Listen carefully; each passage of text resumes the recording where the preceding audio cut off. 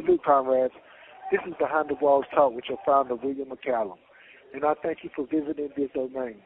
I'm here to give you an insight into the minds and hearts of those incarcerated that have been deemed voiceless. Well, this is where their voice and stories will be told for those of you who are concerned with human beings that are in prison for the mistakes they have made and for some of the injustices that were committed against them.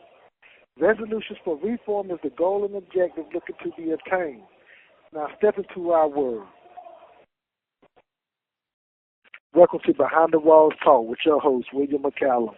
I have here with me today a brother from another mother who has only shown me loyalty from the day we met. He's a good dude, and I'm sure that you will find his story to be very interesting. So without further ado, tell the listeners, my brother, what's your name and where are you from? My name is Tyrone Guiles. I'm from Lincoln, North Carolina. My Opus number is 1100525. Mr. Guiles, what were you charged with? How much time did they give you? I was charged and convicted with involuntary manslaughter. They gave me 15 to 27 months. Involuntary manslaughter. I'd like for you to explain the details of your case, if you don't mind. It's not a problem. I was riding on my bike, and I had a girl on the back of it, and we got into a car accident. We was struck by a car from behind, and she died on the side of the highway, and they charged me with involuntary manslaughter. Yes, you heard that correct, listeners. He was riding on the bike with his girl on the back, and he was struck from behind by another vehicle, and they charged him with involuntary manslaughter. Why is it that they had charged you with involuntary manslaughter? This call is from a North Carolina correctional facility. Because they said I was under the influence when I wasn't, and they took a blood sample from where I used a couple of days beforehand, and that's how they charged me with involuntary manslaughter. Yeah, that's how the system will do, man. They're just trying their best to find. They just try their best to get a conviction out of you. You know what I'm saying? They'll do anything to unjustly charge you, convict you, and sentence you to the time that you've been sentenced to.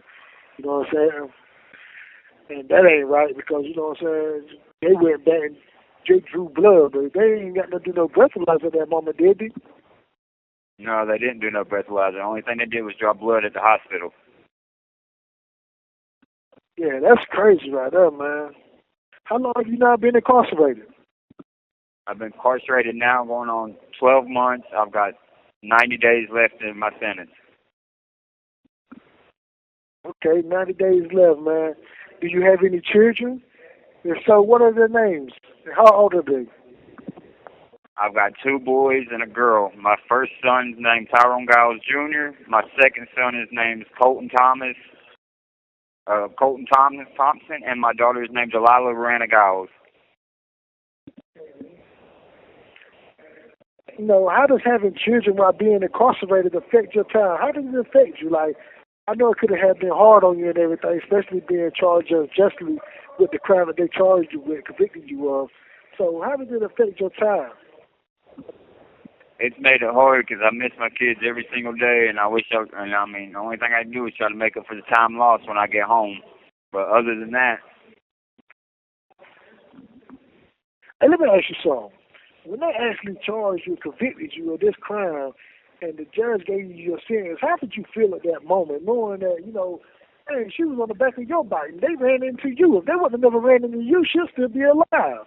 So how did you feel when they charged you and convicted you with this crime? What was the experiences, what was the feelings that was running through you at that moment? I was scared at first because they tried to scare me with second-degree murder, but I ended up taking the plea out of scared them. But other than that, I was real disappointed because I felt like my lawyer could have done better. Okay, so now let me ask you this right here, because I know in a lot of cases they'll try to present you with a lot of time, saying that they're going to give you a second-degree murder charge. If you take it to trial, they're going to give you a lot of time. How much time did they say that they was going to give you if you didn't take that plea deal? They said I'd be looking at 22 to life for second-degree murder. 22 to life. And see, that's how they do. They present you with all this time and everything. They scare you. They intimidate you into taking a plea deal. You possibly could have went ahead and took it to trial, and you possibly could have won trial. But taking the chances on that, who wants to play Russian roulette with the government system when they're so unjust? Because look at all the other individuals that's incarcerated now that's doing all this time, and they were already unjustly convicted.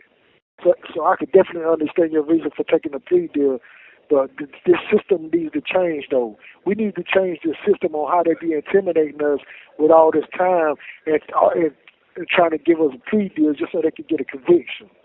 That's not right. Do you have moral and mental support for someone in society? Yes, I got moral support. My fiance, she's been holding me down this entire bid. She makes sure I'm took care of and answers the phone for me, keeps my spirits up, keeps me in her prayers, and keeps me going. That's right. She's that rock for you, huh? Right. Hey, what's your story on how you grew up as a youth, the experiences you've had, and the traumas that you may have endured? Okay, when I was younger, when I was 3 years old, I lost my mama and my daddy, and then I was raised by my grandmother. My grandmother was a good woman, but I still turned to the streets when I was in my teens and just started running wild and started getting in trouble. Now I'm here. If you don't mind me asking, how did you lose your mother and your father? I lost my mama to a drunk driver, and he hit her while she was walking up the side of the road, and I lost my daddy when he was working on a farm tearing down a silo. I'm sorry for your losses, man. I didn't know that about you, man. That changes my whole perspective on you, too, as well. Because somebody could lose their mother and father early on in life like that, man, you got to change. It has to do something to your outlook on life. You know what I'm saying? Period. You know, with the trauma that you went through as a youth, you know, there's other youth out there that goes through, you know, similar traumas and experiences of yourself, you know what I'm saying, with drugs, and, you know what I'm saying, doing everything that you were doing. What is it that you would like to say to the youth out there now? What is it that you could say to uplift them and encourage them and inspire them to go in the right direction, to do something positive in their life? Just look for a better role model and try to stay focused on your goals. All you can do is take it one day at a time, and then just don't stare down the wrong path. That's right. That's right. Hey, will you tell the listeners what a second chance in society mean to you? I mean, you got to get out in 90 days. So if you got to get out in 90 days, what is that feeling that's running through you? This call is from a North Carolina correctional facility. What is that feeling that's running through you right now, and what do you look forward to? I'm going to try to go home and do everything different. I'm going to go home, sit down, spend time with my kids, make up for the time lost, and be a square, get a regular 9 to 5, quit the hustling and all that. I dig you on that, man. That's right. Go out there and be a square, man. That's what we should have been. That's what we should have been to begin with. The squares was the ones that's out there winning. You're definitely right about that, man. Hey, this has been a wonderful interview, man. Is there any last words you would like to share with the listeners of Behind the Walls Talk? Hey, I enjoy spending my time with my homie Ill Will, man. He's been a blessing to me. Thank you, my brother. I appreciate you too, man. You've been a blessing to me too, my brother. Hey, man, this is my brother, Tyrone Guiles. He's about to go home. Hey, he's about to go out there and be a pillar in his community. He's about to go out there and be a square, like he said. And he's about to go out there and work hard for his family and everything, be there for his children, man. I appreciate him. I appreciate you, bro. You know what I'm saying? You keep your head up. Keep striving to do the best that you can, man. And, you know, and like I said, he highlighted something that I want all you listeners out there to recognize, and that's the fact of how they be trying to trump charges on you and everything just due to the fact that they be intimidating you. They intimidate you into taking plea deals. And then he took a plea deal for a case that he possibly could have won. But it's the simple fact of him going against a system that's so unjust, you know, and he didn't even commit no crime. He didn't do nothing wrong. It was the driver that was in the wrong when they ran into him. Irregardless of them finding anything in his bloodstream, that that doesn't take away the fact of that car, that vehicle running into the back of him. He didn't run into the back of the vehicle ran into him. So I want y'all to look at this. Look at what the system is doing to our brothers in here. Look at what the system is doing by convicting these guys and intimidating these guys just to take a plea deal. This brother should have never been incarcerated to begin with. So if you will, please, look into this brother's case. His name, office number, everything's on our website. He's on our YouTube channel. Look into this brother's case. Look at what's going on in this system. This is North Carolina for you all, man. And I want you to understand this here. Behind the Walls Talk is going to reveal all the injustices that's going on with these brothers that's behind these walls.